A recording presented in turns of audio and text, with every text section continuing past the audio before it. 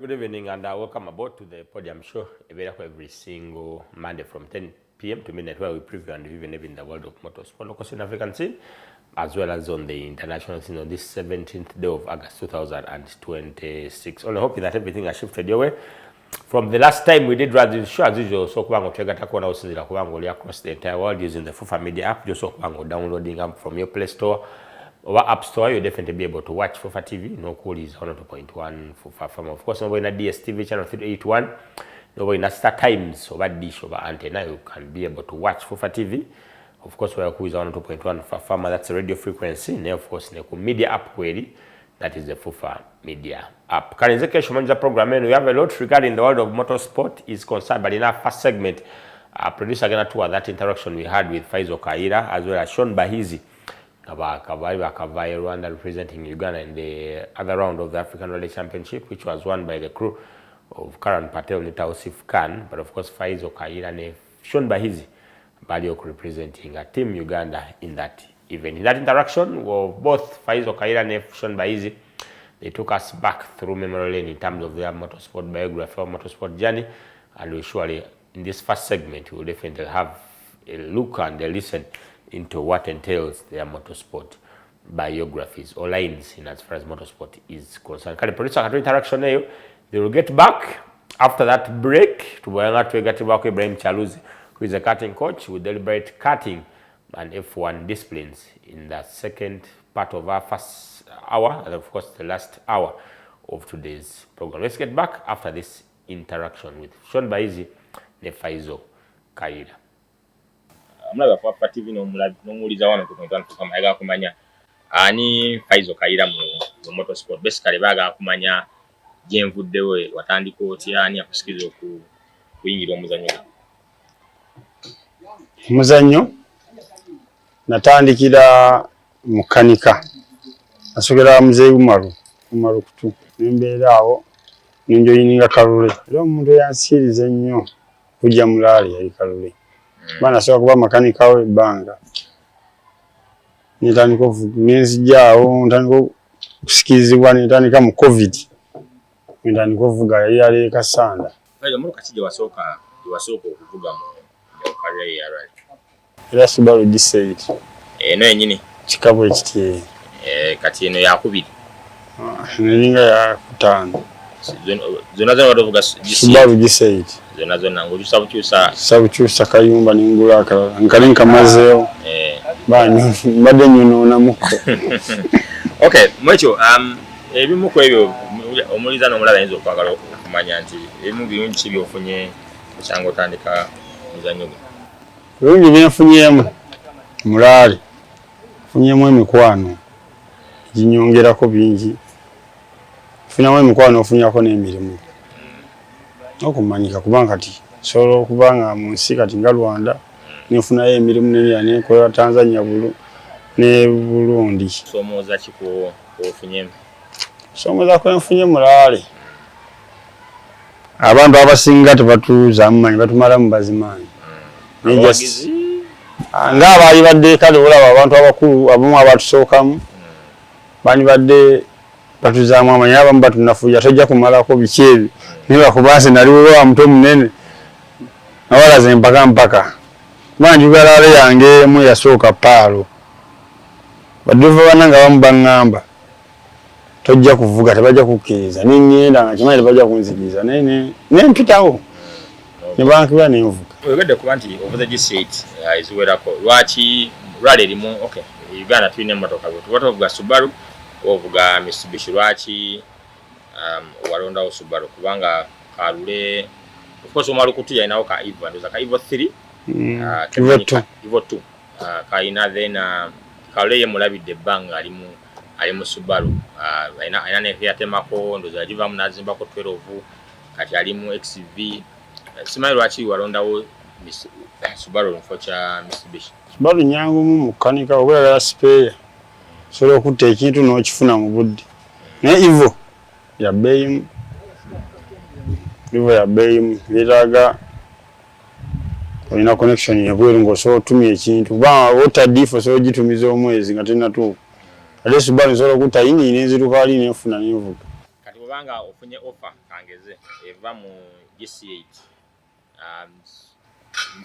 Subaru ine motoka nyingi because GC8 the Evo sorry GC8 ina 14 ina 80 ina 4 ina 8 ina 10 ina 11 12 14 GVB which motoka kije wandi government wandi akado okudamu singo bafunye offer ya 14 na VGB ni 14 then ate oba gama ti Mitsubishi tugamba ofunye offer Mitsubishi Evo 9 ndiye yasegamu oya mpazi offer nga wayagaliza nnyo kali Evo nenge yasegamu okay kale then FAISAL tugereko ku rally zozo kuga wano omulabi n'omuliza njagala okumanya chicha wasi rally shije wasinzo je wavuze ko no wulira nti ne jayo the best out of you ganti no rally really na take over very good performance ku events zinazo badovu rally yali 40 alunda kaliza yampa ku shoko nempulye mwaka wenyuma ya section esinga nabone nabamu nabakuba bali bandi so issue yenya ya shoka buzo sikabuzo ovuga no Bilstein mvuga yero wange ali yakuwa ku Proflex yamba ku Proflex nenzivuga mulale yeshe rally mraizo wakavuga zone yakakunyimira bashoka buzo ezawa naye bweru mpozi shoni atero kumpa kuzino zenvu bahizi okay kale tugende ku event je mwavuze wano juzi ovuze ko event e Rwanda simanyi okusikirizibwa ogenda ovuga e Rwanda what mind ya vawa mind ovuga e Rwanda yali yasozo yali agenda kuvuga kati nyenvuna opponent so bahizi abatavuze atalina shoko ngenda nemvuga eri mbansolo vugisa shokoze kali ngenda nemvugamu era wembere eri mbane shoko ya SHAWN zadde no bahizi then katugera ku event yenyenyi ninga yasoka kubange tamba muvudde wano kyenamanyako lwache manyi ko federation ti abasibula twali wonga amagola flag simanyo balina package naje babawa naye tugere ku event yenyenyi ninga yasoka kubange tamba zeke nyenyi banda naliyo nengudo nazira bando za surface maybe nsoko soka no mulia ku kwabi wafuna muliza surface ye Rwanda yabuketya ku ye Uganda Rwanda kimbala byoko badekalali nga bakimanyi nti omuvuzi ona samu sente mu motoka timotoka teyina kubanga efanyu mbamu ebinnya tebibanga byawana wano lya tekamu ekinnya ekituufu nga ne batwakita tekiyitamu no obubamu obunya ngosobola oyitamu moka neta kusebwa nnyo kalina omuntu n'anyumirwa enguudo bazikola safety ebannungi okusinga ku yawana kubanga mu stage ye Rwanda tosobola sanga muntu oba motoka yonna webanga stage abantu babagamba mulina okuba ne wano kitu kyabula mundoza bingi ebyo kubanga omuntu otegekala nga tokimanyi nti nze njiri be motoka eno okujitusa ku line nonteramu nga kitufu enkuba ebinya sobola kumala ko tuva abantu abasinga muntu gandi tudduka nesobola kudduka nyono ne mulale malale mukanga sivu kisoboka ne Rwanda ne oba loina shokale bulafu butini usanga mwera bubambu lafu butini Wayirongo ngudo zero nakuze wafana ngoje ko issue yebinya surface nalaba eliluzi nyoto mwenga muvuzi tosanga mbuzibu kwa adjustinga kuva kwene yafe yawa kwa surface yafe ku Rwanda why surface Rwanda ne Burundi olumusiza zezimne yafe wano yawukanya okuzaba eliluzi mungi obo ino okubanga osobola nyweze motoka kubanga obuvirako obuvuddemu okay then katogera kati ku event yenyinga so kubanga etambula ku side yo ngagwe driver wa rally waji walikuwa analaba maliza ndaba utado very good performance ku national kwa mali musikalinga ku national rally ya ku mwajitambuza mcho kubanga so kubanga mara konga vayo dala ne performance day one rally yadwa mu challenge kubanga day one stage kusage twavuga bulungi twasura mu kyakubiri day one ku lomukaaga day two ku lomukaaga stage yo kubiri nimuka ne yabyo lusege ne yiwa oyiro ingi ne nafuwa ne kuba nine tuvuga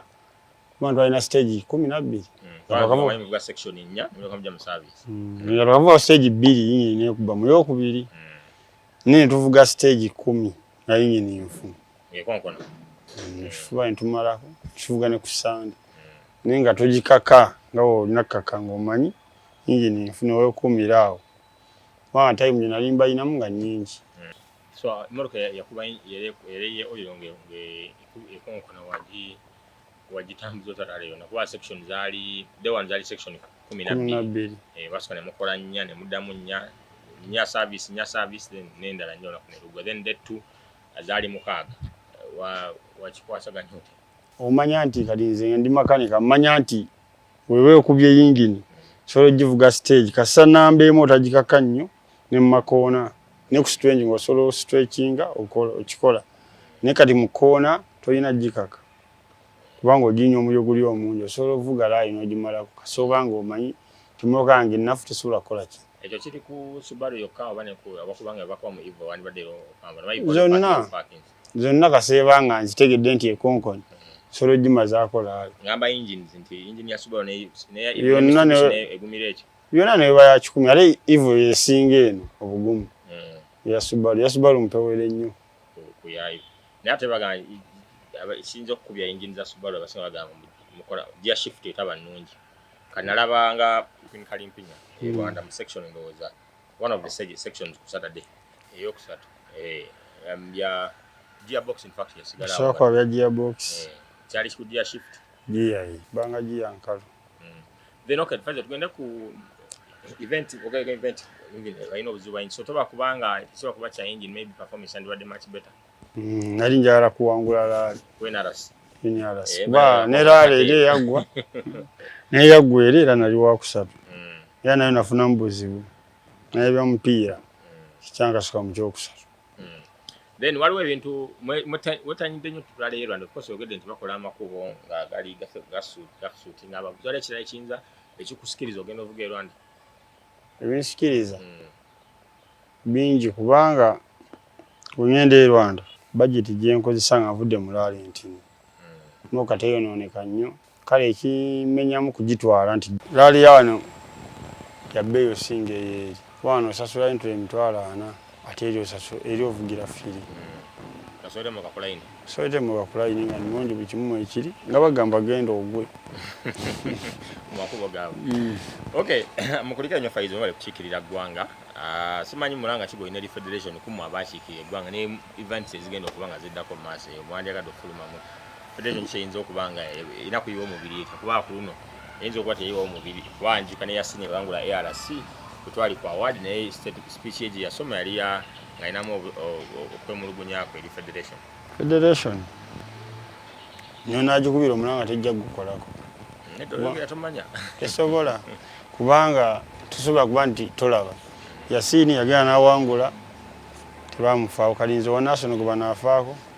kubanga olaba tebasobodde kusiibula ngenda kikirira nsi kale bali badde babasiibula bane balaga nene mutalaga nti no mwina Abannayuganda bagenze ovuga ne musanyuka kulaba nga mujja ku podium ng'oli awangudde ne mujja ne munya ku podium kiba kirungi okay babanga bakukyusa mki balino kyusa gambe bajusa omuntu bamulage nti bamufaako noba tolina kyogenda mumuwa muwubireko omusiibule mubeere wamu nabo obbazaamu amaanyi okugenda negwe omuntu naava wano mukitegedde omuntu ataddeyo entule temunya kimulaze nti federation mumuyambako segedde ninga ate kiba kiyamba ffe kumanyika nti Abannayuganda tukiikiridde Uganda tugenze mu nsi zewabweru tuzo ntulabe Faizo emotoka nga tule bali mu engine bali mu disiba kati jo planning okuzamu ennyini yingi twatumiza spray ompya tujikola twetegere katakitwa oba tunasobola okubaayo obudde olina kuba leero Sunday kati tuyitandika moka wasikira sibu akuna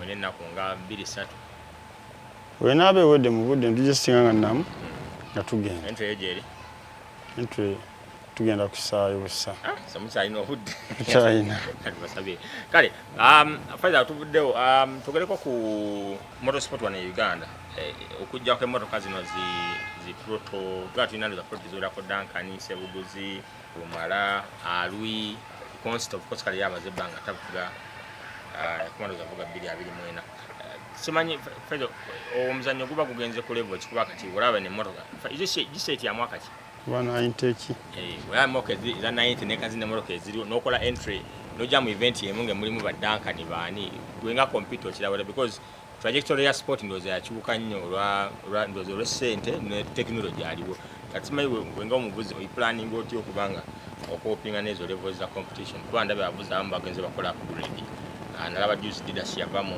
N14 najja mu GVB ndabe baluna kataza naye olaba otaka performance nungi naku zino simanyi gwe nga drive show planning mu future kubanga zine Morocco boga nti yakompete n'abasajja kwena kikizibu naye planning ejo bujja nizo bangenda kuyita mu bantu abana basobodde okunkwasako njagagula 14 ekoda mu 14 yeah kubanga obumotoka obukero tebusoboka ng'oli mweno kafuma gakubya eddakiika buli kilomita buddukanye FAISAL guno mwaka twakavuga events twasoka Mbale Sanali ne Musasuwa ne bagiwangula ntudda mu Pearl of Africa Randip ne Olinga kuva Tanzania Randip kuva Tanzania ne bagiwangula then tugenda Masaka Sembabule era Sanali ne Musasuwa tugenda mu NRC yokuna eri solo tikatapi eri Eastern Motor Club bagitegesa so nsubira mu event tugenda musinga oba osobola okuparticipating kwa kavuga event ye muguno mwaka Pearl of Africa yoka championship kizo kubanga kitoliko ya NRC ne maybe zino di class division zizine ndala maybe also okutandikira kulalo munano kavuga ko satu kulo ali ndala 5 aguno mwaka siriwo nyongera vuga muzi munazimu china chensubira then maybe chembade sibusa kuchiri kuva ko drivers nalaba ko season eri waina prosperous na mara ne mu division makola bulungi kati of course wagenzerwa ne BAHIZI simanyi kyoyinza kugala ko driver Uganda ngabo bobadde nabo maybe n'abalabola ba neisa yawe mu cockpit n'ebisi byoyinza okuba oba ko advising ngabo driver nako driver sibabi balungi bembaddeko nabo abasinga balungi naye tubalina okumanya baddemu mutima gwa sport abamu tebalina mutima guli gwa sport kubanga omuzannyo guno toyinawo ofuniramu pozi ngofunye sponsor oba okubanga olina omulimu gwo n'ogula nga nze wendi makanika bwetuba tugenze mulaale newawo ebigaana tonyiiga kuba nange kiba kigaana bantu ebyokulaba ntusema bakula ine tuperforminga ne batuwa ekikopo kye baba batuwadde senga badde batuweerako ssente waalinyigidde nno kino kigaanye ne kino ne bakuwa ekikopo kyo n'ogenda nakyo kye batuwa katonyiiga nnyo eba bigaanye ebimu babiyitira bigaana tonyiiga nnyo bako driver ng'olina olunaku olulala. Okay, FAISAL, maybe eri bafani boyinza bakubira omulanga ku events tugenda mu Uganda planning okufuna emmotoka engine gisiba wetaaga spares ogenda mu event eddako bulanga kiwinza okubira abagizi ne basponsor abagizi bange ddala basponsor neetaaga basponsor yo kale emmotoka yo eri N14 neteyina show nagigula naye sina sikabuzo kuba sinagigamba nti so agiteeka mu line sina show bana mbonye nga ate ekyogo zibaawo kijja bagobeka shoko ziri $45,000.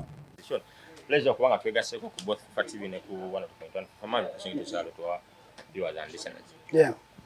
So, now I get there. My names are SHAWN BAHIZI. Usually, motoka zembe mzibera ko SP BAHIZI. Gandi navigator / driver mo Big Bang Racing team. Yeah, I usually navigate for my brother KD BAHIZI or Dennis BAHIZI. Era gwengenda okunavigatingira ne Soroti jetulaga in a few days from now. Yeah, I had an experience co-driving for FAISAL KAYIIRA. Ngawe yabagamba yanzija Uzbekistan yateekamu $, yateekamu empiya yateekamu olupapula nantwala RWANDA, which was also my first time. And all in all, results mwaziraba, it was a very good experience. We had a strategy from the beginning of the rally and we stuck to the strategy. We didn't accept pressure to move us away from our strategy. And we successfully finished the rally with a podium position, which is a very good thing. I think to all the sports people out there, you understand what it means to finish an event and with a podium. Finishing alone is a tug of war, but finishing with a podium, it's a very good experience.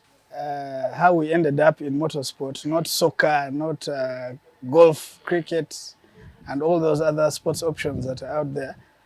Nayenga, it started my family. Growing up, twali very much involved in the motorsports.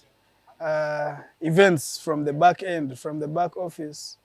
Our parents loved rally so much. They used to watch rally. They were very close to so many rally teams. They were believers in Chitaguro from back then. So even as babies, not me per se, but my brother Dennis, he had, and our other siblings, they had that experience firsthand, way more than me. But as we grew up and we started getting bored with the usual Kampala lifestyle, we tapped back into that energy.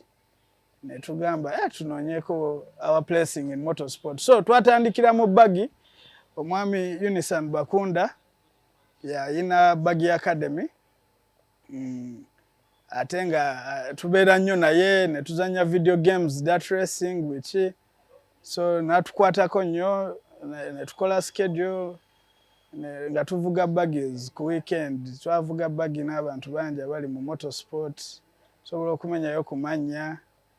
Twavugako competition yaffe ne ba Raymond Munyigwa, Asuman, Asutune, waliwo we hostinga ne Mark Lubega ne muganda omuto.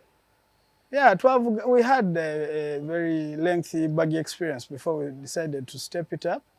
So twatandikira from the grassroots. To answer that question, with buggies. Tuva mu buggies, we bought our first car, Subaru Impreza GC8, and tutandika okuyigiramu ne tuyiga ebintu bingi. There's a lot to learn once you get embedded in the sport that is way beyond just sitting in the cockpit and putting your foot on the floor. Byokuyiga biba bingi, okumaintaining emmotoka ogikanika biki. So yeah, our learning experience was quite lengthy. I think we were organizing along the way to see that we can take it on more professionally. And yeah, up to this point, we are organizing to actively be involved for starters and also to be a part of the competition. So yeah, rally is our thing now. So mutusubire otula lero and time to come. Gamwetuli kubanga kintu kyaffe nnyo. Our entire family is very, very involved. Bemumanyi ne bemutamanyi bangi gye tuve gye turanchinga Ngoma Nakaseke twakolayo rally club y'Abangomanians abatusupporting atutwalayo motoka z'empaka ne tuvuga abantu bonna ekintu bakiyingidde. I got to learn firsthand when I chose to get involved more, learn everything, the technicalities to do with having a car running in an event. I also decided to pick interest in learning what the co-driver's role is to the T, and it's a huge role. But driver banji bajja kunkanya ku kino, but I believe a co-driver lifts most of the weight in the car. Nga tujjemu ebyoku preparing emmotoka okugireeta nti emmotoka ebeera ya drive ebiseera ebisinga nga enanyini, so they feel most of the financial burden to prepare the car to bring it in the competition. But once you've entered the competition, yeah, the co-driver plays a very huge role. They need to understand the car, they need to understand the grading of the roads, they need to understand the time to manage with what you have. Bintu bingi. Yeah, they need to work hand in hand with the service team to make sure that, you fight for a good position in that particular competition. So co-drivers do a lot of heavy lifting. We need to give them enough credit where it's due. I don't think I would be saying the same if I hadn't experienced firsthand, because nange nazala wanga mukoko wa co-driver. Mmoja mu motoka zaffe ate ne mutumanyiriramu, excuse my French, nayenga. Yeah, co-drivers really put in the work. They do a lot of heavy lifting within the competition. And some even outside the competition. They really take care of those cars side by side with their drivers. Omulimu gw'amaanyi gwe bakola, and I give them a lot of respect for that. Big up to all the co-drivers out there. Big ups kabisa. Man, opportunities to flat out are so many, but them being so many, it can be deceiving. because emotoka okujja kukubona kasika yonna gy'eba eyagadde, it's just in a blink of an eye. Olina okwebeereramu n'omanya ki ky'ovuga, what it can handle for you to enjoy that terrain, indeed. But Rwanda, all in all, it was good. The organization is quite good. Everything moved on schedule. Hiccups in terms of organization, zali sincerely very few. Nayenga Rwanda, there's a lot of opportunities. I nkola abadriver bannaffe bagezeeko buli kimu kye basobola oba basobodde okwenyigirako ko mu ezo events kubanga ebyokuyiga bitali wano bingi nnyo, from how organization goes to the kind of roads, the kind of people, the networking is awesome. So ofuna driver basobola ogenda bavuga mu Safari WRC, oba osobodde genda, oba osobodde ogenda e Rwanda, oba osobodde ogenda e Burundi, kalenda webaako Burundi. I mean, like, put yourself out there, you never know what comes. Yeah, but the experience in general was good. Sean's dream in the beginning did not involve co-driving, but curiosity brought me into that seat to learn, just hunger for knowledge.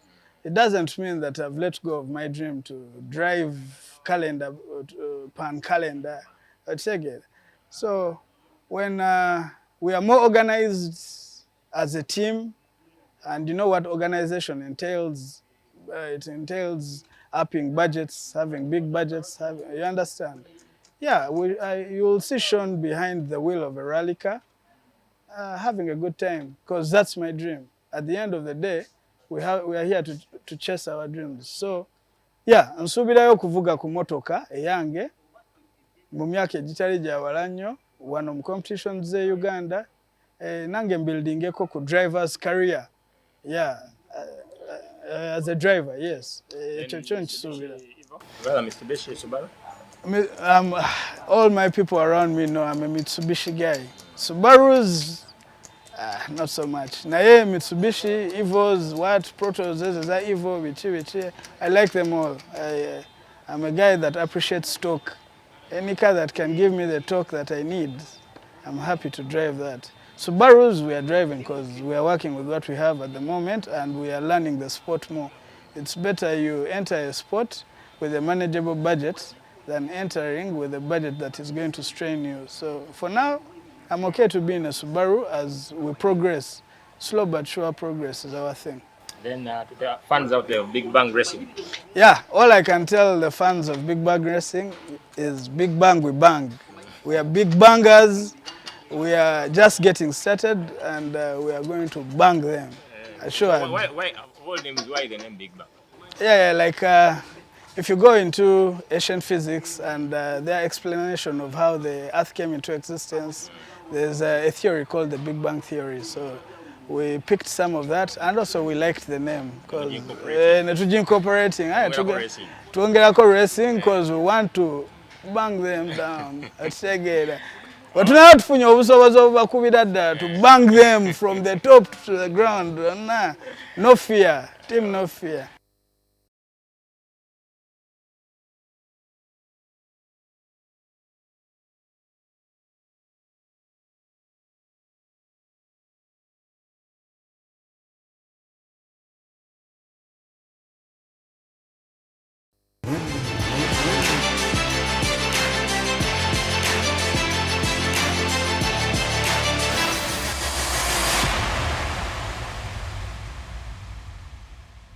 Right, coming back from that short commercial break, it's the Podium every single Monday from 10 p.m. to midnight where we preview and review and live in the world of motorsports. In our first segment, producer told you that interaction we had with FAISAL, KAYIIRA and SHAWN BAHIZI. Ngawakabamu event yali Rwanda, which was the third round of the African Rally Championship Series. Eriko rounds in Basoka, Kenya, which was the Safari Rally.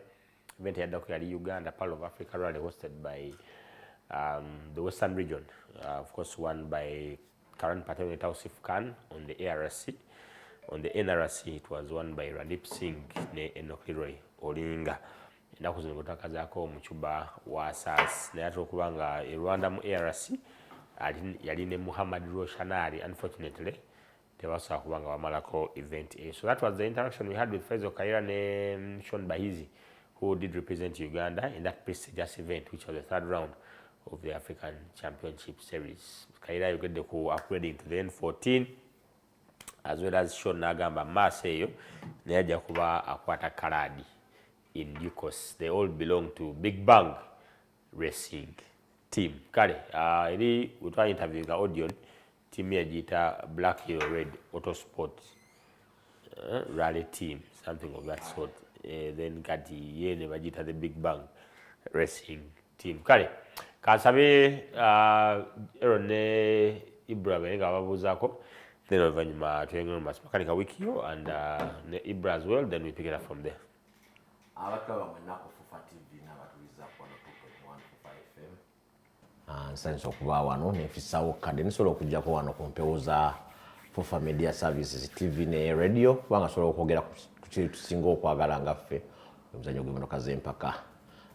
Twongera kusaba management ya Fufa FM okwengaza ojwebaza tuwakakisa kano okubeera ku mpewo zaayo atwogera omuzannyo guno ogw'emmotoka z'empaka. Njozayo zaba bafunye ebirungi mu wiki gyetukubira amabega, naye ate era sirema ku nnaku walira wamu nammwe abafunye ebizibu. Mukama yaawa era yajjawo, tusaba Mukama abagumye abayise mu wiki zemututamu mu maaso. Ibra, it's been a while. Wewale twegattako ndowooza wewale kuloza ku station eno oba media house nga zimu wobeerera mu ggwanga wonna, we can easily access you. So obuze kukwatana amatuliza. Yeah, thank you very much, Kesh.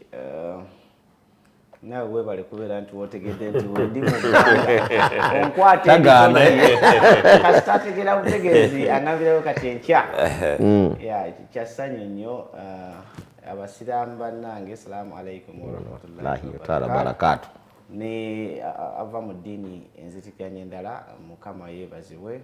Ntuuse okusaasira be bitatambulira bulungi era nenjaguliza wamu n'abo be bitambulidde obulungi, era nentwalira ddala omukisa okwongera okwebaza management ya Fufa TV okuba nti nno yateekawo akadde kano tubeere nga tutemaatema oba nga tunnyonnyola awamu n'okuwayaamu ku nsonga ezikwatagana ku muzannyo gwe tusinga okwagala ennyo. Ndi musanyufu nnyo okubanga onkyazizza omulundi omulala. Okay. Wano waka mukulu era lowooze nga siriiwo. Ne waba tazze. Ne bw'osigala. Juzi twamukubira akasimu. Ne waba tazze ng'ali eri. Yampa yalinga ku mulongo. Efuna obubaka kabagamba nti mukutuuseeko naye engeri gy'oli eri munnange. Tebwatuuka. Totera butuusa. Era omukulu eyampa obubaka yabe flyer Ibra agamba kana obubaka omutuusaako, so omukulu wakati yasigala. Okay, of course Ibra ne Aaron bagambye nti bitambudde obulungi, twebaze Katonda bitambudde bulungi, tumusabe atuuseeko ebirungi. The country has been shocked by the news of the demise of Legend Alex Mukulu. Abadde everything in art, and as far as Uganda is concerned. Alex, of course, the Blambos live on people, the National Theatre of Irenga, Bamu celebrating. I've seen the program out. That is an industry also. Attaches about Tubanji. He's touched so many. The age of so has been an inspiration to very many artists. Nze kyemujjukirako kuba nti abadde musajja wa kigambo kye ng'ate mukambwemu ku bintu ebimu nga tazannya naddala ku kikwatagana ku area ye gy'asinga okubeera ategeerera ddala. Okay, we pray to the Almighty God that He does grant Alex Mukulu's soul eternal resting peace, comfort the family, comfort the entertainment industry and the entire country at large, because he's made headlines, by the way. Even again, these global networks, the BBCs and the likes, someone who has art, following new plays, music and instruments and everything. Alex has been the epitome of entertainment. 30 years of banana. Epitome of entertainment.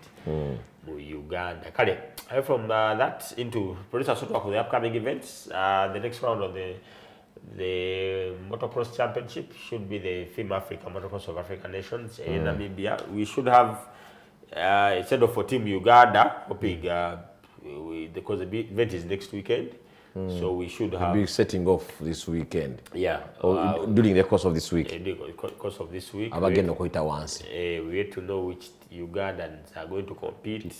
That list is we have to have look at that list. We'll definitely have it.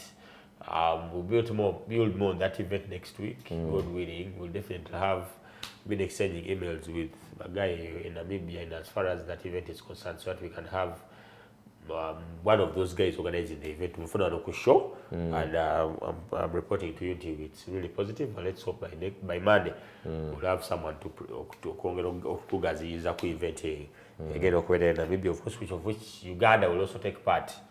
Round area it's those that are relating on it's African Cup just because it have a annual at the African Cup every after 2 years. Uganda get hosting at 2027 and it surely is upon us, the Pamoja, Uganda, Kenya and Tanzania. But of course FIM Africa, across of African nations, FIM MXON, they don't come next weekend, we'll definitely build on it next week, good willing. Kale. Away from motocross into the National Rally Championship, the next round is upon us, 4th Parker 6th September. I want it to be communicated in those. It's now it's communicated. It's change on day one. Day two Kamwenge. Yeah, day one change on day two Kamwenge. That will be the 5th round of the 8th. Series. So you still have 4 more rounds to go. So you must. Midway, yeah, earlier I got 237 points, 236. Kasimi 141, Rumala 141. The Duncan 140. 140. Duncan Daka 129. He's 4th. Gamba Jonas nawe mwe mudaka 141. 141. Kali fava ndako wali Rumala. No, sorry, Aluwine Musa. Omanyi ogano werabira nti co-driver naye muntu ali part of that. Producer standings were as to last week. Yakulembeza nje ba driver.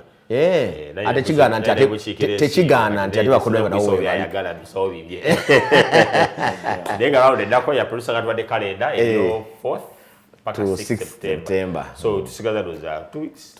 Weekend neddako kozi wagamba rally ya wiki rally tojibala because obera bulale mwenjini bobera omulabi those are 2 weeks and a half because for if you go to compete like we plan to do oba wagenzedda show we wagenzeyo sinda nina ibe distance okuva yogera kone Chris Rubega mulabi ajja kulabira ddala bulungi ibe distance okuva ekyejo ogende Kamwenge walunga 3 km 100. Yes, 104 kilometers. That is the distance yovuga okuva ekyejo paka Kamwenge 104 kilometers is the distance from here. Yabadde okozeseza route ki ng'oyise foto bango ise direct change jo Kamwenge wakubanga luwo shortcut yawo eve chamo change jo directly neita mpaka change ya Kamwenge yalo kubuzibwa nti izo kuba chawo babagikola nti maramu izo kuba echali maramu nenafuka fully tarmac. That almost is a kilometer back. That I need to confirm also. Yeah. And they had the manager from a computer's perspective in terms of rake. How do you handle that? How do you handle that? Kole bidi ezechenjo jo. Tambulo ogende Kamwenge ozikole oba sekyokera ku macha gende Kamwenge kolezaayo donna gondi exhaustively ozimale olweggulo ovuge. How many stages are in Kamwenge? 2. Done twice. Okay, done twice plus the power stage. Power stage. So there are 5 stages. So mega stages zonna ziri bbiri. Ziri bbiri Kamwenge, ziri 3 ekyenjojo ndowooza. Inclusive of the super special? I think. Okay. Those are clover leaf equal. Definitely. Because otherwise we would do more stages. But with 2 stages, okay, we'll look how to handle it. It's a bit exhaustive in terms of the transport distance. This one is times 2. Because wali over Soroti, ogende Katakwi, 0 kilometer 5. So you go to Soroti, you go to Katakwi, 52. Then do the stages there. Then again drive another 52. Back to the kilometer. okuspreadinga sport kujja tuttamu omuntu kale but the event is upon us next week from 4th paka 6th that same weekend Tanzania baino rally yabwe yokubiri police asotuwa ku that flyer of the rally geno kuba Tanzania iliyo weekend ya paka mukaga so the ARC it's event in Morogoro kwa Morogoro rally kwa wari nianga dozairi bagitadde wali n'emizannyo gy'abasomero in Morogoro still wali Fiasa games producer jaga wadeko ye ya which is rally of Morogoro ndakuzo mwezi 5 paka mukaga September. Is it a precursor for the it should be kubanga ili nayo tegena kwa Morogoro yes ya ARC so it's like a precursor to the other one the ARC tikitwasabanga wanondoza nemo ne bukitumba bani babali mu sonia pa kale then for the FIA in terms of approving our calendars for the next year 2027 rally calendar by approve the producer award if I approve 2027 rally raid calendar itandika ne Dakar itandika na kuzo mwezi rumu paka ga 15 so those are 2 weeks of course of Nalabiko raid in South Africa producer sort of calendar yo mweri ina events tano Dakar igenda kuraniga from 1st to 15th of January 2027 so New Year's Day tuba tuli mu kiyaga zitandika okukoona South Africa bayina event as well this year of the 5 alabye South Africa gundi guy bottle yajiwangu no jiwangu so let's hope and Nasalta ata bajja no rally it did move well so is but neno mukulembeze abantu b'okutaka bana bataddemu amaanyi mangi president is aiming at pushing all angles being the fact that yavamurale mufwefe some of us have a feeling that pushing anyorale pikayo nnyo okusinge walala okusinge wangu kutraka okusinge wafe kusaket event 15 days of Dakar those are given the fact that twaliko ne bano gatwogera ku they remove of the term limits into omukulu kati asookutambuza ne cap bagireka ya 75 years but ata ina yo myaka jenga akazenga 2 agenda kutuvuga because he's passionate about the sport in the first place and ayagala okulaba nga azimba all angles naye kyesinza okwogerako even in the assembly kyekyokuba nti akomyawo engine ziri mu formula racing kuba tujje mu hybrid atukoze si bulungi n'ata and for of course the developments come in and every DW major the aspirations and ebirala but bedooza naye abadde is engeri gy'abadde because the time is been into the leadership so I'm comparing and Jean Tony Bangalore Malako and they told Janjana Nabikola so they also trying to unlike those government been again tabs for some time and then inclusivity jalese most sonti the smaller continents pushing her down. Yes. One of his most ambitions is getting back to the roots. Yes. At all angles. Exactly. Regardless of the finances, the finance part of it, because single kujam talents is single. Osanga abaina talent. Nga mutakataliwo nosanga ngono mutabani w'omugagga Keshi Kenya siyoyo I didn't wait for one but again if you look at it sport evera konde bola myaka jaba Ayrton Senna you are competing iranga come to the Michael Schumachers of this world kati then the introduction of the turbo hybrid engines in 2015 Mercedes never very dominant since that time paka Michael Massey yabikola mu 2020 Massey ba musule yo mu kyale yo then paka ndoza even this incident it had to take another Mercedes car okujo domination Hamilton that was Nico Rosberg in 2016 none of the other teams was a match then whichever way, so then you saw another era of Red Bull where Max came in and then had to grab all the championships back to Mutel India dominance ya Red Bull, then you saw McLaren coming in. That's so they had Dako. And this season, I think they have not been able to replicate what they did last season. You live to wonder what really happened. Then at least so that team that team would happened. Maybe even the departure katika ogenda buli mutali mu bochize no rally aba Hyundai bagamba yo departure ya Domo yabakola bubi bochiza mu F1 departure ya Honda from Red Bull they abakola, but you ask yourself a question, was he going to be there or then of course mu McLaren but still ababadde we banga and you see them performing just this season again. Season changes, new regulation, new car. So everyone is trying to figure out to understand how to extract the entire performance out of that car. Ola being an Mercedes yenye dominant you whenever they push to the limits, emotoka tezimala race. So striking a balance. Yeah, you need to be at least fair to the car. Yeah, so those are some of the upcoming events. The Dakar is upon us 1st to 15th of January 2027. The next round of the F1 next round, of course, F1 will break. After this break, they still have 12 more races to go. Weekend, no bagenda Budachi. Zandvoort.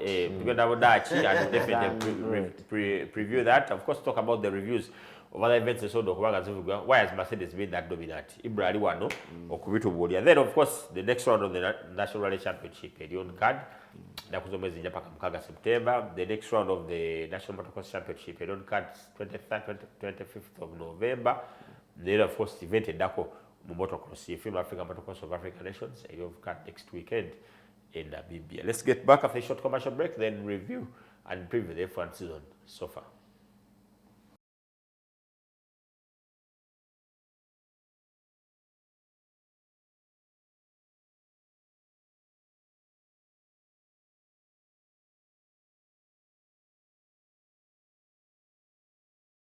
Back from that short commercial break, it's the Podium to be like every single Monday from 10 p.m. to midnight, where we preview and review and live in the world of motorsport. Ninairo Samba is a panelist on to this show. At the same time, the president was Smoko, Association of Motorsport Co-Drivers, Uganda.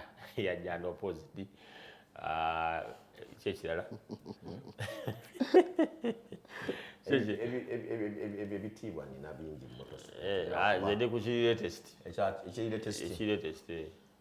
President was Smoko. Kituufu. Nza n'okuba nze siyo saddako wa event yemweddako nza okutiisa abantu. Ne Ibra Chaluzi Karting coach Ibra.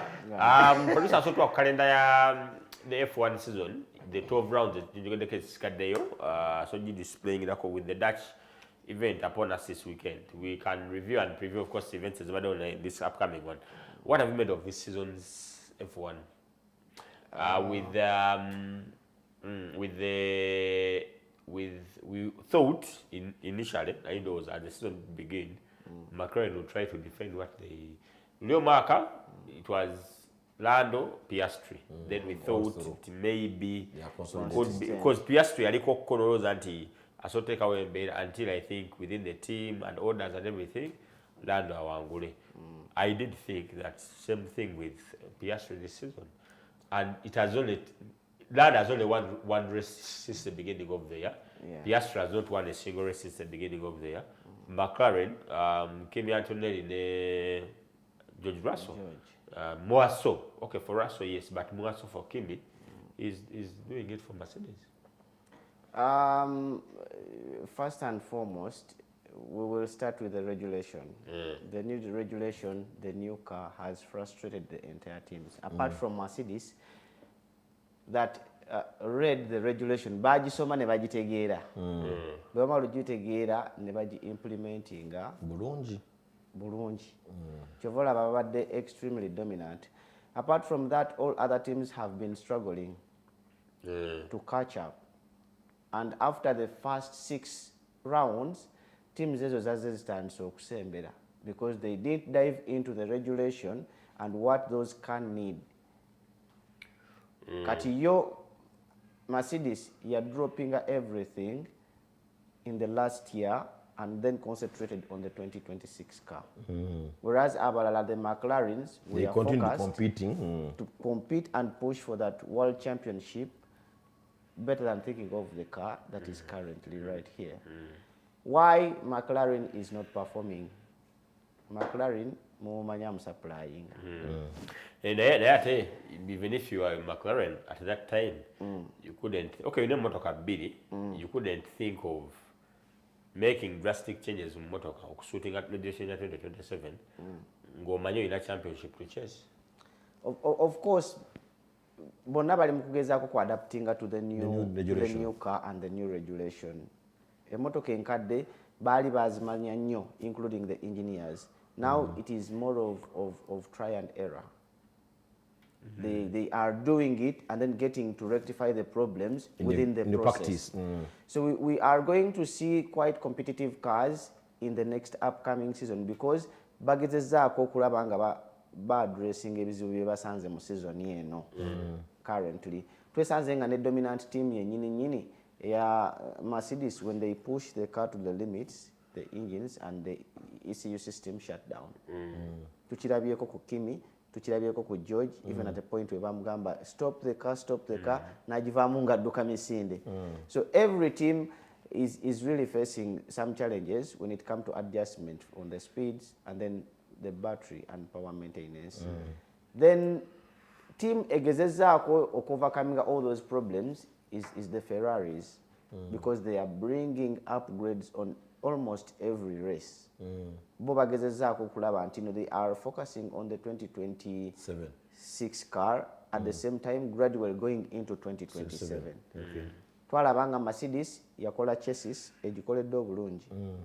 Then the Ferraris try to adapt to the same kind of chassis. That is why they are almost changing even with the pace. Mercedes worked on the battery and the main straight speeds, whereas the Ferraris and other teams concentrated on the grid starts. During the start of the season, Twalabanga, the Ferraris and other teams, they have a lot of high speed. They spin the turbos at the start. The gaps become even more bigger.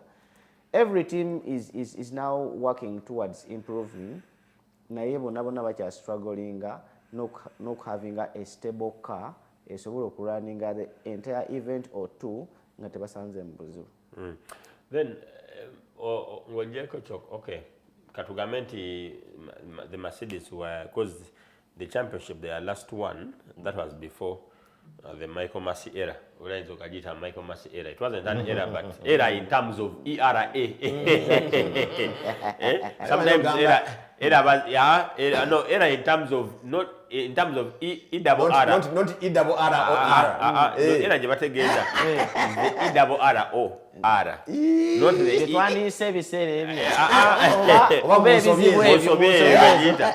era ya E-A-R ya period. Kati je bali until that time. So should we say the regulation was Baba Red Bull were dominating, or even other teams? Okay, back in 2015, Max, we are managing that dominance of Mercedes. Should we say it is only Mercedes that had, because our Mercedes, they truly read and understood the regulation pretty well. Should we say these other teams were slightly behind in terms of appreciating that regulation and putting it into play? Formula One is in a mode where we have the top teams, the middle fielders, nga bo eva baberawo wakati, and those that we know bo bali eyo mu others. Then the era you are talking about, the 2015-2024 era, was an era of DRS. Now we are in an era of MGUK, right? So these two eras are quite different. DRS tried to cause a rear wing. So some of the teams used to play around with the gap of the rear wing, opening up even before they activate the button. Yeah, 1 second. Yes. That is why wasanga nga McLaren walwechise yatuka nga nange motoka nzibu. Now, this is what we are facing right now at the MGUK with the Mercedes. They maximize the combustion and compression ratio to at least 98%. whereas other teams that are receiving a ban from the FIA bagezaako bridginga that gap. Kati ono aina amaanyi mangi when it comes to generating power and then reserving power with the batteries compared to other teams. That is why ezo errors zombi zanjawulo. At one point, Lewis said, even the F2 cars, because they are still using the DRS, they are becoming even more quicker than the F1 cars. Yeah. Or DRS. Or DRS. Okay. Then, twali wanonga Aaron Wangagamba is the signing of Hamilton into Ferrari, which was of course very lucrative for him as a person and the team. The teams so signing I was telling him they could sign a player or a driver, one for Femier, nature kubiria, how much in terms of the economics, the bigger over, how much money following does it come along with? And indeed Hamilton, this Wokuvoya joining a Ferrari last season he had not performed well, but this season he's even won a race. He's a very good performance this year. Even Toto said, we are only frustrated because of one person. You hand him a better car, he can take up the championship. It is how in Olympic. Yeah, he's in Olympic. And if the Mercedes do not work on the small errors they have, he will take it. Because Ferrari built this 2020 SF26 around him. The data, right? Okuva last season, but we said about dropping everything because the season had failed, and then concentrated. And Lewis did a lot of simulation races trying to shape the 2026 car to an extent that he told them he wants to go back to the carbon fiber brakes from Brembo. Ferrari has been using Brembo for all the entire years. That is why we saw even Charles Leclerc in Monaco was crying for the carbon fiber. Yeah, because they realized that they cool down more quickly than any other material. So basically, the car is built around Lewis. But their priority driver, as usual, is Shaw, because he has more time to stay with the team compared to Lewis. But if they happen to get that chance to grab that 8th title, Ferrari will be on top. They are selling everything. They have improved the car. At one point, the commentators from Sky Sport Bagamba, now he's becoming an inspector. Nga buli race lwegwa afadhali akayoko wansi alingize wansi mu moroka ya Mercedes alabe what is really happening within the car. Yeah. Then so chiba iterods other fears yaina about yala was anti gwaloza on the challenge yaina Hamilton agenda kuja performing leo ndio azo maybe showbiz and everything, but he signed for 100 million pounds. Those guys got lucrative England deal and everything transforms. Then Ibrahim Zokuboza, before I get to Aaron, is about these other teams. How does F1 balance? I'll give an example. Osanga teams, I'll give an example, Ferrari, Mercedes, Red Bull. That their engine suppliers, edit teams, smaller teams, Hasi, Honda, and the rest. Yeah. Do they use these teams as the development for the bigger, because it gets around there issued Mocha Red Bull, Mercedes, but is it around who? Is it about around Russell? But Kimi is performing much better.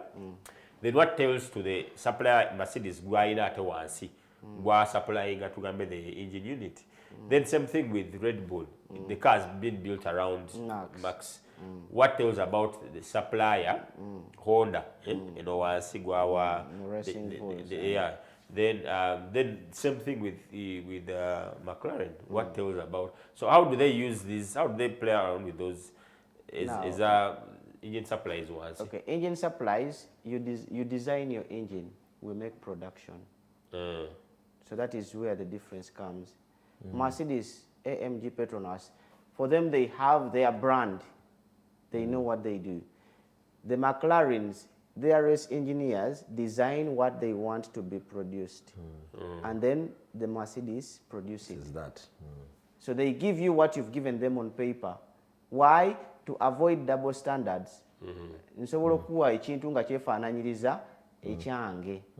And then you claim in the end that go wankolera lumonde. That is why they give you full authority to design what you want to see. And then these ones, they just receive it and then do the production. That is why you find even some other teams, power unit ajija walala, engine najija walala. To avoid those contradictions. It is entirely the designer from you. Yeah, Salao. We've seen it with Aston Martins. This engineer came in late. Boyaja late yasanga already there is something in production with the Toyotas. They went up and then produced the product. Because they were supposed to join the 2026 and the car has been a disaster for them. So they are dropping everything in the mid-season. They are coming up with something new. Let us see. Yeah. Okay, then if you look at this season, they have so far done, they did the Australian Grand Prix, which was won by George Russell. They were against China, Andre Kimi Antonelli. They were against Japan, Kimi Antonelli. They were against Miami, Kimi Antonelli. Then Kimi won 3 successive races in a row. That is China, Japan, and Miami. Then they were against Spain, which was won by Lewis Hamilton. They were against Austria, George Russell and Najuangula. So basimbiyo before the summer break, babade Bungereza, which was won by Charles Leclerc. I think at that point I meant it was Charles Leclerc. Otherwise, none of the McLaren guys have a take-off performance last year. Neither Oscar or Lando. No Lando has won a race. But for Leclerc, it's been a while. It's been a while since he had last won an event. Okoma Okuangula event he had the Britain. But of course, Hamilton, yali ku podium onto this race. So atenga yemu ku race yali ndoze yali yakuma okuwangula ng'akyali mu Mercedes. Yeah, I remember race twagirabira wali ku Forest Mall, and I think that was 2024. Everyone in that around, even the commentators, ngeje bateka icing on the cake ku winning Hamilton. Waizo kulooza nti he's won the championship.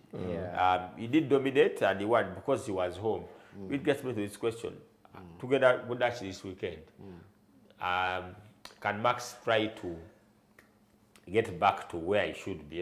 If they give him a car, towards the last 2 races, the car has improved. Yeah, he's been even on the podium. Exactly. And he's home. Zandvoort is where when he relaxes, Javera all the time. So anything can happen. But going back to slightly to the Mercedes, Kimi is a young boy who is just enjoying the car. And then Kimi was handed over to the correct race engineer. Bono is a good one of the best race engineers we have on the pit wall. Be it communication, correct timing, and then information dissemination between him and the driver. So he's very free and open to the driver. Other teams like the Red Bull, Max is facing the same thing with the pit wall. They don't give him the correct information at the correct time. And then they want to make for him choices of how to approach a race. Normally with teams that have very much more experienced drivers, they let them choose what strategy. And then from the team sides, they advise. Yeah. Tukisanze nnyo mu Alpine, tukisanze nnyo mu Aston Martins itself, tukisanze nnyo mu Mercedes, then even Red Bull. So Wesanganga, if these drivers don't contradict with the race engineers, they end up having the correct flow of the event. Okay, Aaron, championship Kimi ajikulembedde aina 219 points, Hamilton aina 169, Russell aina 160. Difference wakati wa Hamilton ne Kimi zili 6, then difference wakati kwa Ham aina 169, then Hamilton aina 160 points. But Kimi is 219, slightly very far away, more than 40, almost 40 points ahead. Should we say it's easier? Because We have 12 more rounds to go and a couple of points up for grabs. Our government, it's just midway. Though this year, Hamilton, I think I know podiums done. He has 5 podiums. That's a good return. Good enough podiums. I think he has the highest number of podiums. Yeah. That is Kimi Antonelli. He has nine. The highest. The highest. And the top youngest performer of all season. Of all season. Then talking about podiums, Rasa ina 5, Laklaka ina 4, Lando ina 3, Max nya, Oscar 2. Then of course Piogas ina because he's the only one who is not among the cream de la cream. Those are midfielders. And today, P6, P5, P7, P9, P8. Because Laklaka ina 138 points. Slightly, I think 22 points behind Russell, who is third. Atari 31 points behind Hamilton, who is second. And a couple of points behind Kimi, who is 19 points high. Kimi this season is still young. Mugamint, we are on the midway. I agree with you. Team okay, we're gonna break. Many developments happen. Yes. And more cars are getting quicker and stable in the second half. Probably second half is turning emirundi mingi everybody mu first half ngabi dala fully ngabi choose. So they know that we are going to enjoy nature and the Chinayagadde Formula 1. Yes, Kimi abadde a bit dominant. It was geo assurance nti tutandika racing atumanyi nani agenda ogiwangula at the go kitegeera on set nti atutandise wati ajja giwangula. The uncertainty yezze mu Formula 1 ndowooza yekomyawo fan y'omuzannyo guno tituyingira mu race nomanya nti gwene tukompitinge awangule rather than tubadde nga tumanyi nti dominantly Kwa twali omwaka gule ogwadde wakati wa Piastri ne Lando katugenda mu race yatumanya nti bakola ne tuzeemu it's choice ani agenda okutusinga ku babiri naye nga era etumaze ate nabo bakireka but they let it run. But I don't know even McLaren opted for that. It was a bit risky in my view, letting all guys race instead of bamubuuza mu pit lane ngagamba those guys go and compete. But I think within them ayagamba naye ono Lando ono Oscar asobola tuleetera ebizibu. Finally, they had to make a decision. To play with the car. They had to let Lando through, and it was not good. Very many people were unhappy with the team. If initially they had decided this is our #1 driver, maybe it would have saved us. They could terminate Lando. Normally, all the teams are like, let them race from the onset. Let them drive because they want to extract all the data from the car. So they be like, let them race. At the backbone of the team, they know who is their priority driver. When it comes to where it matters most, exactly. That's when they make decisions. Ate Mungereza. Kati Mungereza from Australia. Tukasobola kuwa chance walina okugamba nti at least wait until it comes. Maybe Lando slightly showed that he wanted it more. That season, in my view, I got slightly achagale. But of course, all the decisions that was sang mwagizo wa Piastri. Muiz okay. Mr. Cool yako na machine. He doesn't know how to do those certain arguments. He's extremely cool as a driver. Oscar, he's a very good driver. And McLaren might lose him because they have shown interest in Max, though they have not yet come out officially. Then red car because the old engine Jebaleta has been overhauled again. And then the Macarena wing has also been improved. So I think, in my opinion, that the red car is going to be a much better car. Should be very careful with the red guys. The red guys are interested to come back to their glory times because they have taken very many years. Ngatebali wao kungule sembayo waggulu.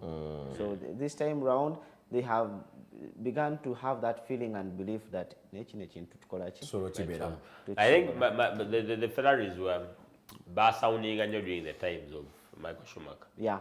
That is when they were so I agree with you. very Era at one point they might even sabotage this black man because the legacy of Schumacher, once Lewis gets the 8th title with the Ferraris, then the legacy of Schumacher will have it dies completely. Nenga yaba kole descent. Ever since he arrived, they are selling products. Kasente bayola buyola. And I think is Kuguri Dioko. Isn't he the most selling driver? Exactly. Definitely. Most selling driver. Yeah, saying of course, even they were maxed by the brands and everything. But if you want to prove it, just look up to when he is on the podium or when he is maybe overtaking someone. The crowds and the noise from the background. Are they irrespective of the track or Wabera? Because the Katinge no Ebudachi for the Ebudachi Atema for them, Bajane good is away. Flags is away. Still. Max Savere, Gazeko take over performance. You could understand they're trying to replicate what the English do if when races come with races is Gazidi Bugeza. Yeah, of course, Lando's who was last year's champion has only one race this year, so which was the Hungarian Grand Prix, and that podium had Max and Kimi Antonelli. Okay, producer Gamba, until we go in for a short commercial break. The Dutch Grand Prix is upon us this weekend. We go in for a short commercial break to come out. To go karting. Good enough, the karting coach is here. Just to some of the latest improvements in as far as the discipline of karting is concerned. Uganda, then of course Java.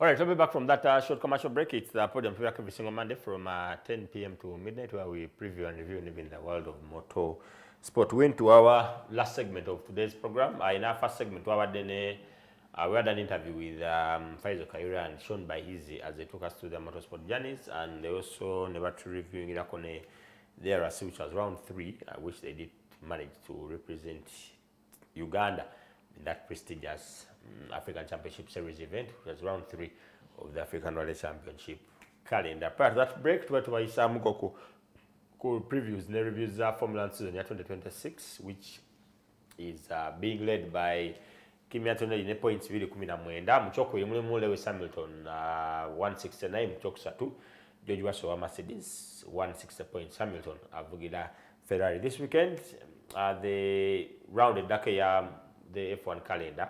The Dutch weekend, of course, we have more summer break. Let's hope that teams can get back fired up ahead of the next 12 rounds. Sigade Okola is 2026 season. Away from the F1 discipline into karting, KAYIIRA is a karting coach.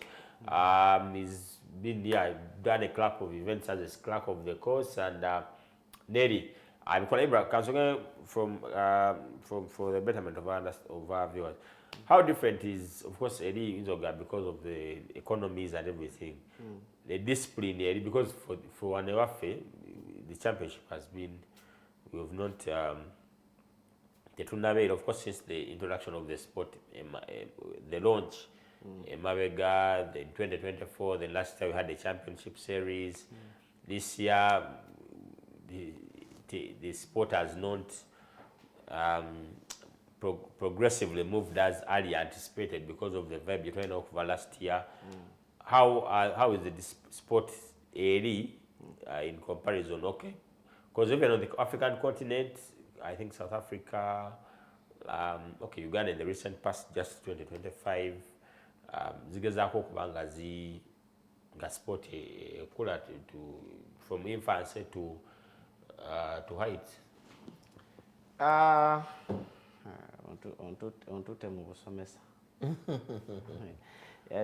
Basically, karting as a sport, Jempanga bagitwalanga ku training grounds. It is the backbone for the entire motorsport fraternity. Now, Aaron Atokosa Gia, it is your training ground. Definitely. So people don't take it as something like they don't dump into others. Ngabo endo woza simanyo wabwe chiri. Other drivers from other disciplines use it as a training grounds, because the content you need from there, the breaking point, racing lines, apex points, is what you use in even other motorsport events. So putting that aside, it is a grassroots program for nurturing new talents. So people outside there, they don't take it for granted. Naddala abagala okuzimba talent z'abaana through driving. Kateri kitokota.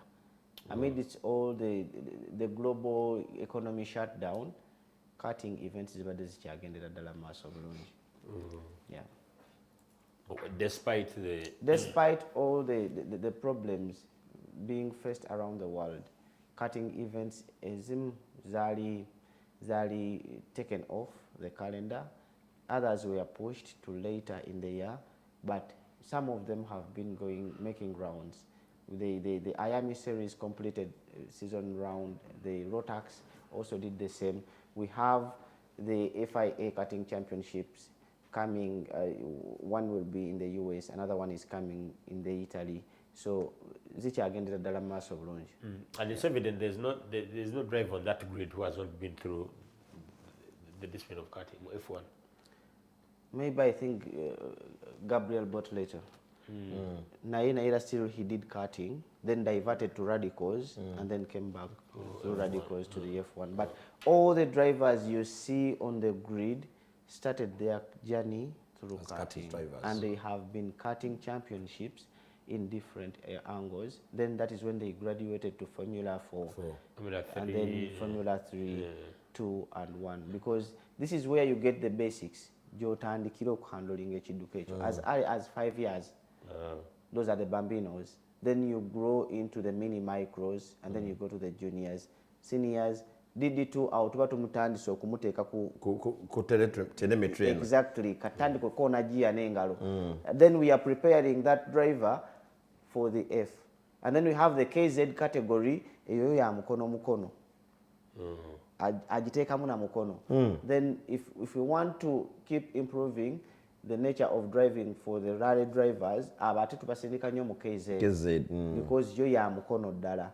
But if we are looking at the super pro cars, super hyper cars, the radicals and other related cars, tubateeka ku DD2. Kubanga zonna giyaza ziyingirira ku ngalo. Then wava nayingira Formula 4, kati awo never sponsors babatandisa omulengera. Babatandisa okulaba talent. We have a Kenyan boy. Theo is coming. He's too good. The first test yakola timing nungi nayingirirawo mu championship nagenderawo ku podium. So since then ali eyo alwanireyo, but I think he will do maybe only 2 seasons agende ku Formula 3 because the parent is willing to support, and then normally these big teams start recruiting from there. Yeah. One from parent I know kuba willing to take a more popular. Exactly. Parent wanena I know kubeerawo nnyo naddala mu karting. Okay, if you happen to get a sponsor, it is a bonus. But down here, omuzadde olina okubeerawo nnyo omwana, because the more this boy shines, bw'anaatuuka ekiseera n'agenderi waggulu ewali sponsor omunene, akagaatiko wansi wano ajja kaleeta omulundi gwe ajja kazabuza wansi. Aaron, this minute from you guys adding into the sport. Abali mu sport rally oba abajagala munda njawulo okujibera mu tujagala then aliwo abadirimu nga tebajagala. Okay, abali mu soje mukole ibi ngati mwaka tukule ibi ngati twagala nnyo. This minute ze okubeera nga olaba motocross. Ndoza motocross omwana atandika, they have a class called the PW class. Yes. 4 to 6 years. Omwana akasitama nnyo otereza pichi n'asiba break n'omuliro. N'abayigo balansa twengenda nnyo wanosa okusiba, then bw'agwa n'ayimuka n'addamu n'akasamba. Era ne tracks zaabwe za njawulo, tewabana zino zi tabletop zimu. Tracks zaabwe ziba nnyo. It's such an introduction into the sport. So Aaron, those are even karting itself, and a couple of other things we can pick from the discipline as well. Obuzibu nga like Ibrahim wa Gambia, karting is a major starting point for all our disciplines waggulu wali. Naye ate ffe twesanga nga ate ye gyetusembamu okusaamu nnyo amaanyi kubanga tugitwalanga yanakisa tugendeko kebusiika tuvugemuko ku bukaati have you ever sat down nowebuza oba muvuzi wange oba owuwo yala tujja kubataneka nti maybe I get so many basics from this karting tugende tubenga tugenda kufuna basics that setting a program tusomese ku bantu because mwe mwetaaga nnyo left footing and karting does a lot of left footing Joto abadde ku wabunya of course the event coincided with this birthday by the way he had a birthday abunya Steven they aina simulator yes aina simulator najabye waka so for you to entebe y'omuddire emu yagijjamu natekawo simulator and gears you shift using your hands yeah flaps buli kuli then for you have your clutch then you have your brake and the accelerator when I saw Dauda sitting on and driving because not so zuri I think the difference between a dad this rally you can call a note and repeat the note 200 right 5 plus then as abala ke bibiri then ndamno soma right 5 plus oliga kwa note yemu crest ayizo kwa example right 5 plus tada mujikola ki jikuwa abakujeko mugaye abakutadde goborongo tanire ate waizo wa do restart the local ku best panyika ku button ya restart kavuma yabadde basho I was the steward the other time. Button ya restart. But you could see Dauda. There even Dauda wunya advantage mujaja inati is aliwaka chituche is almost he can decide he has the luxury of driving every day. Wembera mu office olusu wendwa mu office ne Hamza Rwanga goes online nga Hamza Rwanga ali ku laptop naye nga computing ne bunyali ewaka mudiro online batandika era Hamza mbera ku ekyo mwinzo gwa mu office sawa 8 za kilo ngatandika otamukoma ko tugende amwa bisumuzo no muleka but wala kan Dauda ke yavuze left footing yaza abantu okay then na braking na setting a motor and everyone that kind of everyone into tugamba olaba that kati olaba kati abantu kanika babebeto bavuze ko ku cutting najja ku morale you said difference with how his braking points how he sets up that car and basically you know almost every driver you need to have actually you've talked about Kevin Bangambe he might be going for a benchmarking something of karting. I was speaking to one of maybe Ian Jalian's Jaka Kantu Nangamba Kevin might be going for that and I told him the it's a very good way to get him there but he needs to get into training because normally those karting events Nadale is set by FIA you need to get to know the real competition rules and then you need to have extensive training from home before you get into those karts because set up your njawulo you need to have your personal mechanic you need to have a team manager or a parent so bingi omuntu byatambula nabyo nenga putting all that side training mujemba wemuko ku training sinala kufuluma gwanga nakola ebyo natebeze ebyo yogeddeko gwe webuuze bameka balina team managers mu Uganda wetuli wano bameka otegera bameka balina technical manager ayinza okuyamba ku training emotoka so that set up your arrangement yes we are hindered by resources wanga mayabu beta take out team manager technical managers nutritionist byona wo bimalira bona betaga kawogo physio bona betaga kawogo at the end of the day tubate tukalachi tukalina nego wawida ko lecture ya leader ku bitu byetuli atugena morale nabyo nti bitukuba muri amawogo na nakagomando wali shike mu kundi ya first aid training yajaga nutrition exactly nebe tuli abyo kagenda mu event at a point where by no kujja kama simu ogende weba online mpaka ku nino genda ko mu dance for us our sport here is mu kiragala wa amateur yes amateur the pros don't that's why even some of them are the members of our campaigns you find teams like football teams they camp so that the person truly concentrates they got what you know someone Chobula banze nze ngamba muri bavuzi nnyo temwina ekyo mulina ku ebyo byonna ne muteke mutoka ku traka ne mulwana n'abasajja abalina ebintu byonna ebyo okitegeera. Ideally keshinga tonaba kuwunzika kwako, I think we should build a culture where at least ofunayo omuntu n'omupositioninga in that position ngo negotiatinze naye you'll be like, we will go for this event, I want you to stand in for this.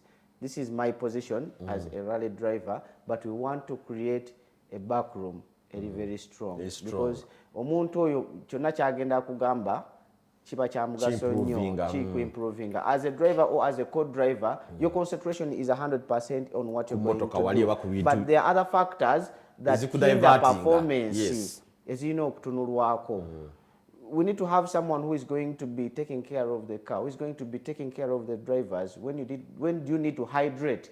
Ovude ku stage esooka owalampye y'okubitonyedde wadde chupa ya Renzoli.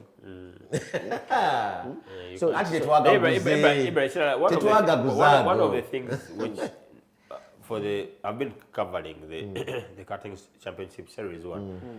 Erubowa no kumiraki wala even twina ndozi ya 2020 the last round ya 2025 where there's a certain kart which was slightly much faster than the rest.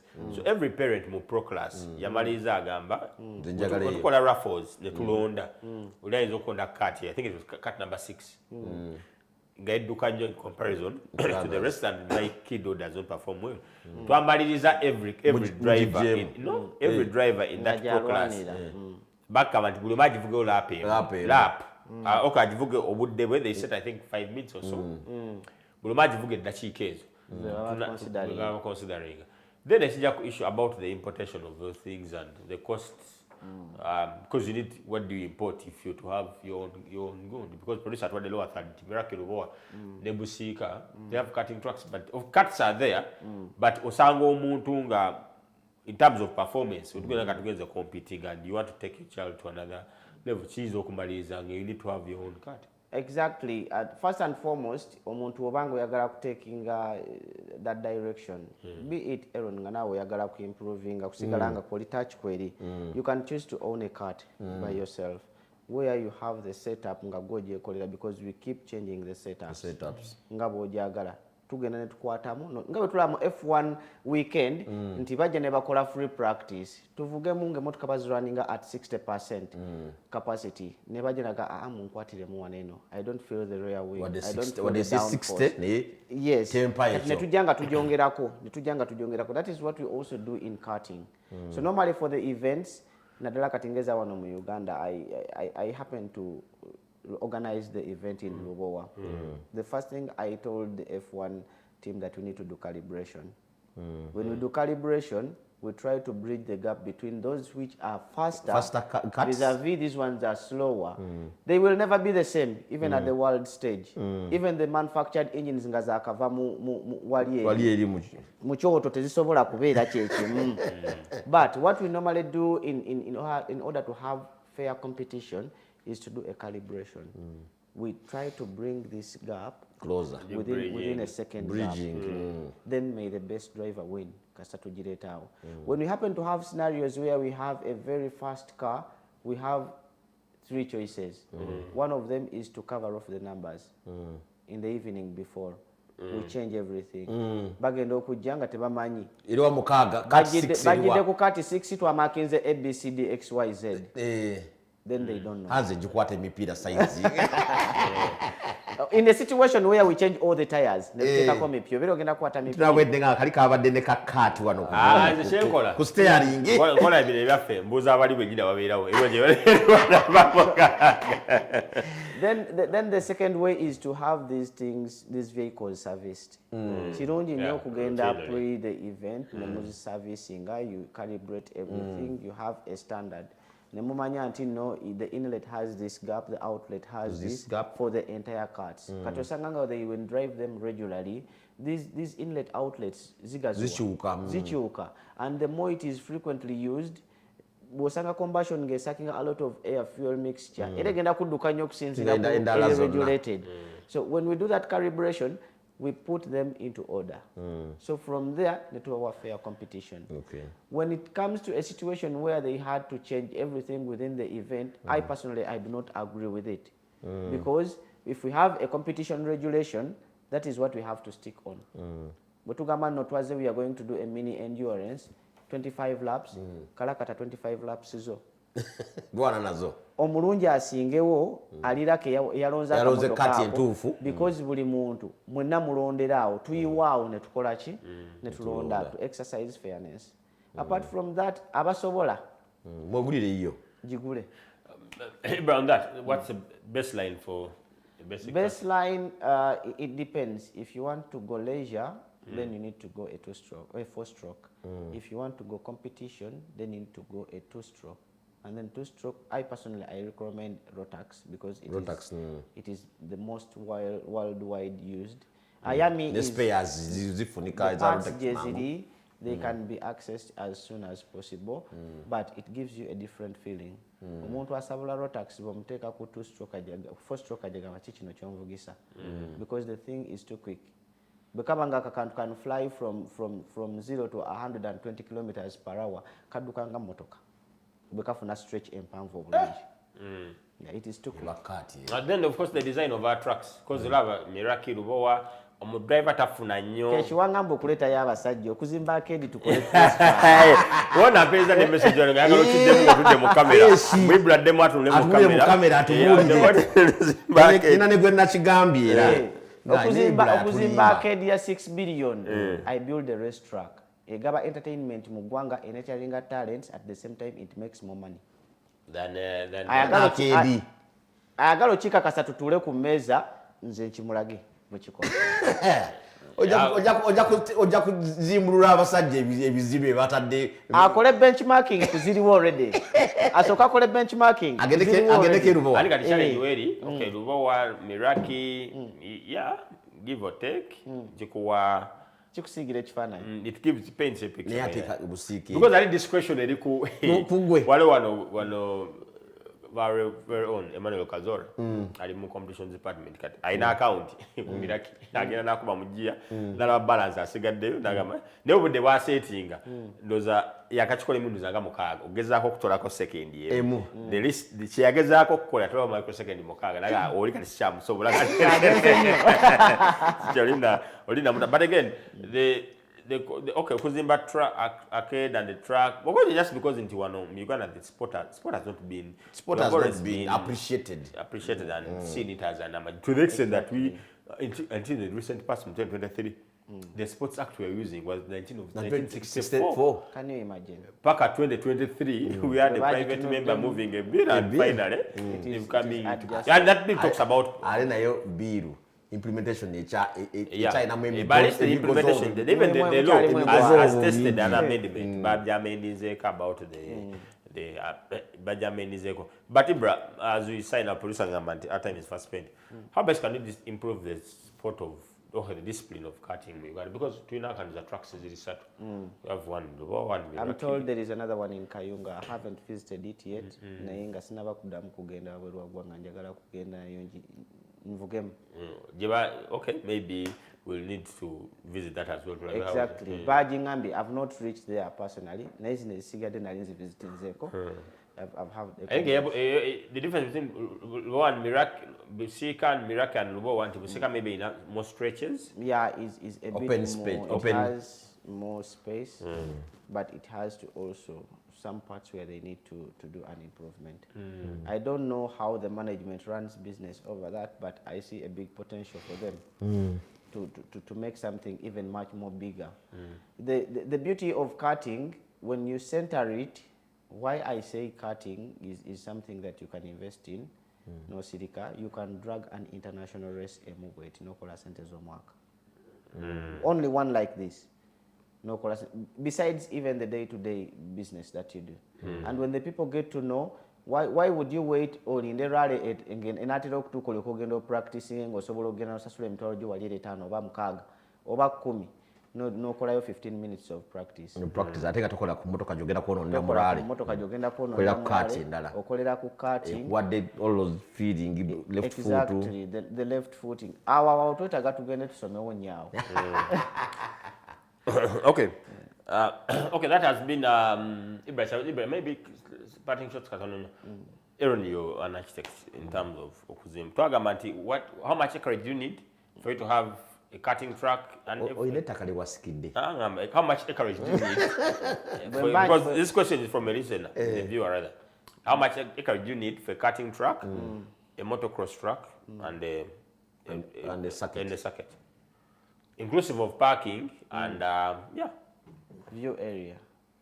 How much acreage do you need? If okay, for starters, how much acreage do you need to put up a cutting track? I need 3 acres, 3 to 3.5 acres of land where I will have a parking. I will have it's a parking so much. The track itself. The track itself to do the dynamics to create different layouts. Around 2 acres of land. Okay. I can do a number of more than 20 tracks. More than 20.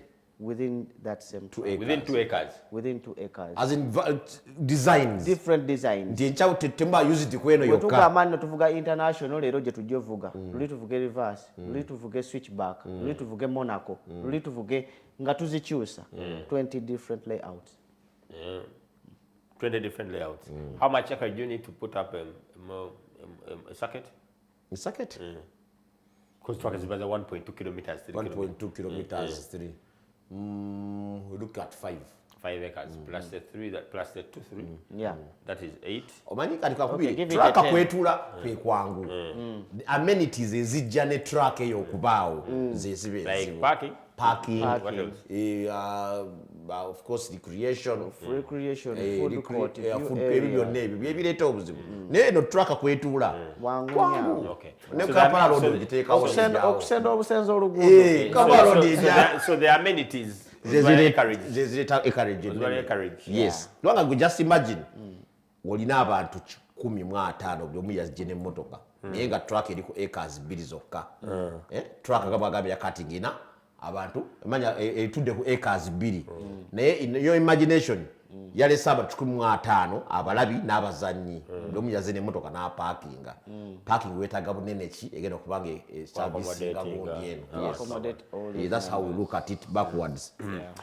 Okay, that's all we've had for you guys. Food for thought. Abagalo investing into sport because sport is an industry that you can really invest in, and it's an industry which can harness billions of money. We've been talking about how much these guys earn. Walabi FIFA World Cup. How much money they have been making? Well, the World Cup you can World Cup. Every stadium having 6 plus. The only way to make much more money is through sports because sports events teziringa KCC or Uganda Revenue when they are benchmarking and they for house at the end of the year they are making this. Exactly. Yeah, you can invest in sport and you can earn lots of money. Weekend, the Dutch Grand Prix is upon us, 306.6 kilometers. Lapping made more 4.259 kilometers per lap, and there are 72 laps. Rest of your sawa kumi local time. So definitely get back on Monday. We expand on that. Then, of course, we're Film Africa, Motocross of African Nations. They don't card next weekend as we build up to the 5th round of the National Rally Championship, which is on card from the 4th to 6th of September. Echenjojo, Nekamenga Sanarui, runaway leader, over 2026 na ye, That's all.